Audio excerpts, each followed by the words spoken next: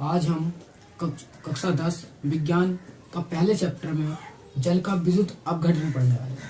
देखिए, विद्युत वियोजन अभिक्रिया हमारी आई थी, उससे संबंधित हमारा उसमें एक क्वेश्चन ये आ गई है, लेकिन जो टॉपिक था जल का विद्युत अपघटन, ये कई बार एग्जाम में एनसीईआरटी में पूछा गया है। तो जल का विद्युत अपघटन वेरी वेरी इंपोर्टेंट है, आपको करना आना चाहिए। करना कुछ नहीं है, बहुत ही आसान है, बस समझिए क्या है। चलिए, तो जैसा कि आपको बोर्ड पे एक चित्र बना हुआ दिख रहा होगा, ठीक है, और उसके बाद ये कुछ इसकी कार्य विधि है ना। तो आपको बस मैं एक्सप्लेन करूंगा, आप आराम से याद कर लेंगे।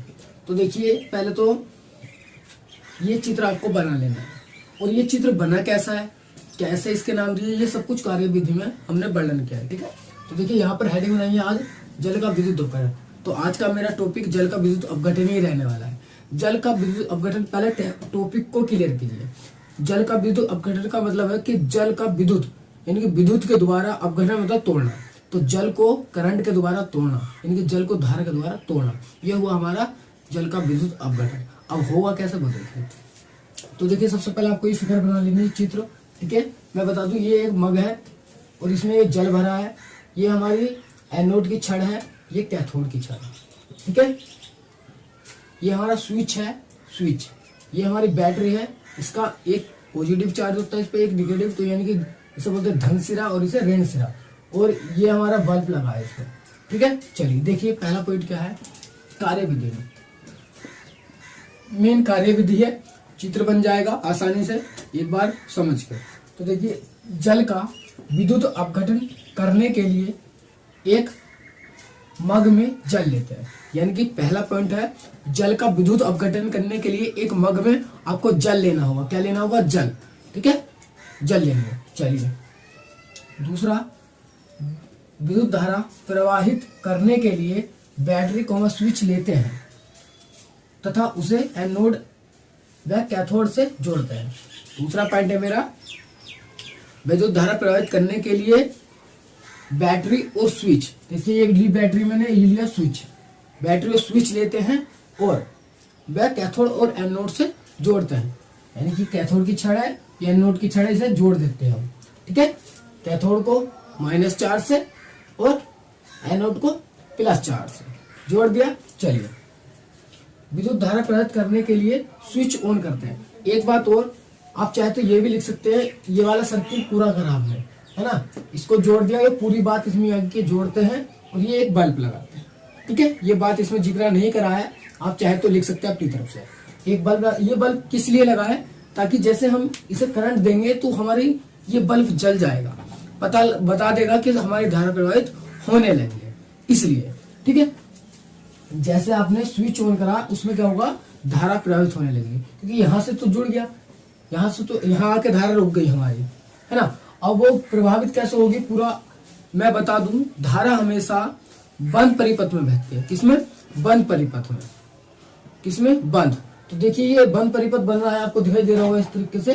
तो ये इसमें हमारी धारा प्रभावित होगी, यानी कि बहेगी। चलिए, दूसरा पॉइंट क्लियर होगा आपको। तीसरा, विद्युत धारा प्रवाहित करने के लिए स्विच ऑन करते हैं। क्या करते हैं? Switch on. जैसे मैंने विद्युत धारा प्रवाहित करने के लिए स्विच ऑन करा, ओपन स्टेम ऑन करा, तो ये धारा ऐसे करके, देखो इस चिन्ह दिखाया मैंने, आई है, ये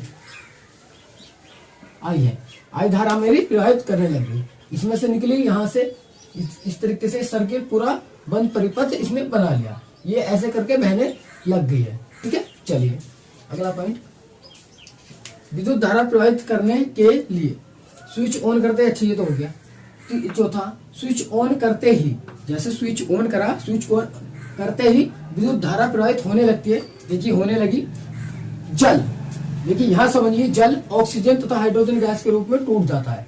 ऐसा जैसे क्या, तो विद्युत धारा प्रवाहित होने लगी और जल मेरा टूट गया, किसमें? हाइड्रोजन और ऑक्सीजन में। चलिए, जिसकी रासायनिक समीकरण निम्न है, जिसकी रासायनिक समीकरण निम्न है मतलब नीचे है, ये रही 2H2O। ये समझिए, ये जल लिया मैंने, 2H2O जल का फॉर्मूला है, H2O है जल का, और 2 हमने इसका रो लिया है। चलिए, विद्युत धारा, देखिए तीर के ऊपर विद्युत दिखाया है, विद्युत यानी कि करंट दिया, तो ये H2 + O2 में टूट गया। क्या में? H2 हाइड्रोजन गैस होती है, O2 ऑक्सीजन गैस होती है, टूट गया।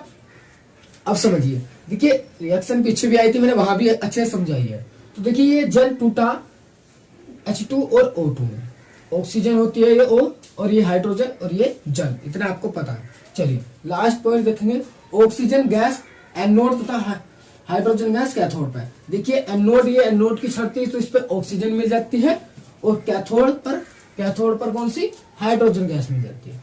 देखिए ये मिल रही है हाइड्रोजन गैस, ठीक है। तो ये इस तरीके से हमारे जल का विद्युत अपघटन हो जाता है, ठीक है।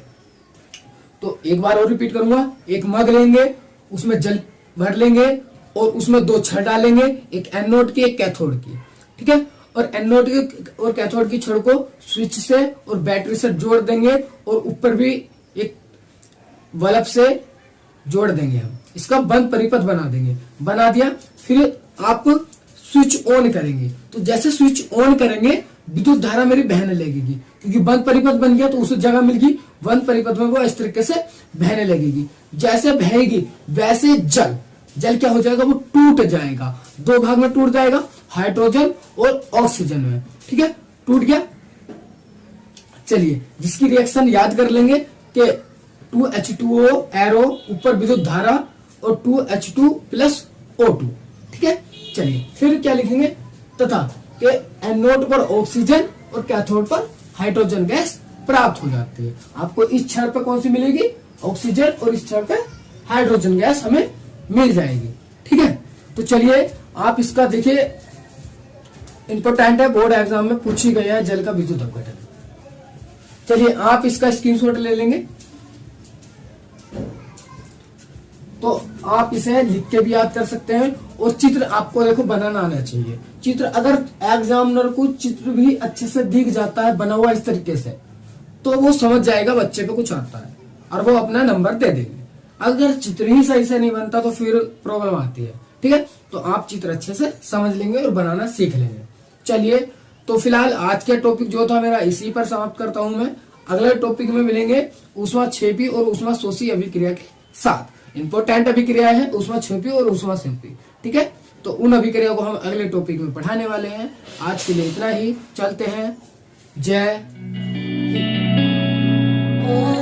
हिंद।